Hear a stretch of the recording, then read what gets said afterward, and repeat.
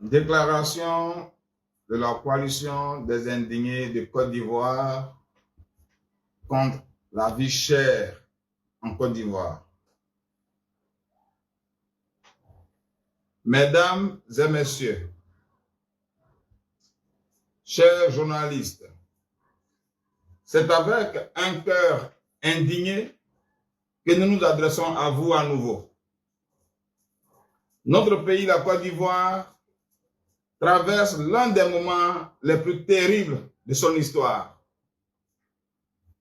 Chaque jour, nous constatons une augmentation des prix des produits de première nécessité.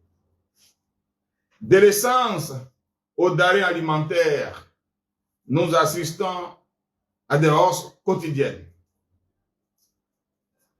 En seulement 3 mois, d'avril à juin, le carburant a connu 2 augmentations. Le 1er avril, l'essence passe de 635 francs à 695 francs. Et le 1er juin, ce même produit pétrolier passe de 695 à 735 francs.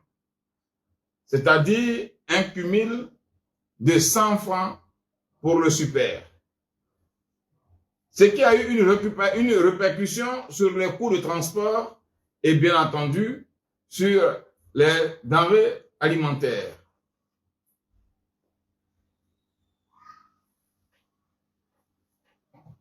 Chers Ivoiriens, nous voulons vous dire que tous les secteurs d'activité du pays sont impactés par cette inflation dont le taux varie entre 4,6 et 5%.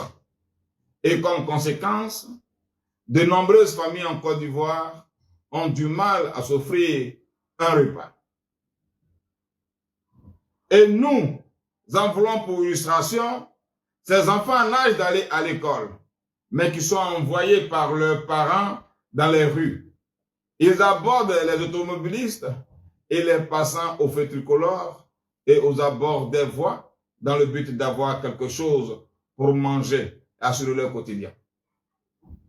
Un jour, moi-même, je me suis permis de rencontrer les parents de l'un des petits qui m'a abordé et c'est avec tristesse qu'ils ont d'une voix chevrotante reconnu l'avoir envoyé à la recherche de quelques piécettes pour assurer leur quotidien. Ils avaient faim et ils ne pouvant pas aller sur la route eux-mêmes, ils ont senti obligés d'envoyer leurs enfants à leur demander de l'argent pour apporter à la maison. Maintenant, c'est l'inverse. Au lieu que ce soit les parents qui partent à la recherche de l'argent pour que les enfants mangent, mais c'est plutôt les enfants qui vont chercher l'argent pour que les enfants qui sont à l'âge d'aller à l'école, 6 ans, 7 ans, qui vont chercher l'argent pour que les parents mangent. Voici ce à quoi nous sommes soumis aujourd'hui. Au regard de ce qui précède, pour la coalition des Indiens de Côte d'Ivoire, ces autres augmentations trouvent leur vrai justificatif dans une volonté politique du gouvernement de Côte d'Ivoire qui a démissionné de son rôle de régulateur des prix. Et cela nous laisse amèrement de constater que le gouvernement est submergé. Ce qui fait qu'aujourd'hui, chacun fait ce qu'il veut sur le marché. Les commerçants se sentent libres de fixer leurs prix, les prix qu'ils veulent, d'où la différence de prix d'un magasin à un autre pour le même article et dans le même quartier. Pourtant, le 4 mars, au journal télévisé de 20h, sur la chaîne publique nationale RTI, M. Souleymane Diarra-Souba, ministre ivoirien du Commerce et de l'Industrie, a annoncé qu'une série de mesures, dont le plafonnement des prix, allait être mise en œuvre pour faire face à une inflation alimentaire galopante. Et le constat est que jusqu'à ce jour, rien n'est fait. Rien.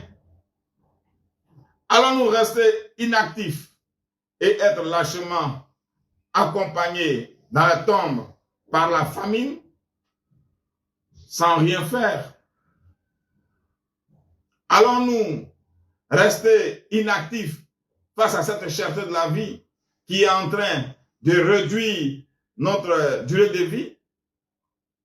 C'est pourquoi la coalition des Indiens de Côte d'Ivoire lance un ultimatum d'une semaine au gouvernement de Côte d'Ivoire pour qu'il respecte ses engagements de plafonner les prix et de prendre les mesures de subvention de certaines tâches, comme le Bénin l'a fait, afin de stopper la folie de l'augmentation des prix.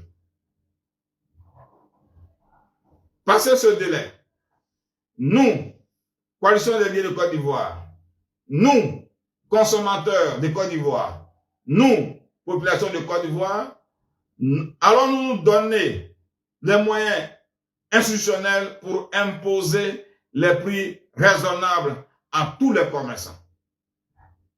Et nous tiendrons le gouvernement et les commerçants responsables des conséquences de cette décision. Fait à Abidjan, le 5 juillet 2022. Pour la coalition des Indiens de Côte d'Ivoire, Samba David, coordinateur national. Je vous remercie.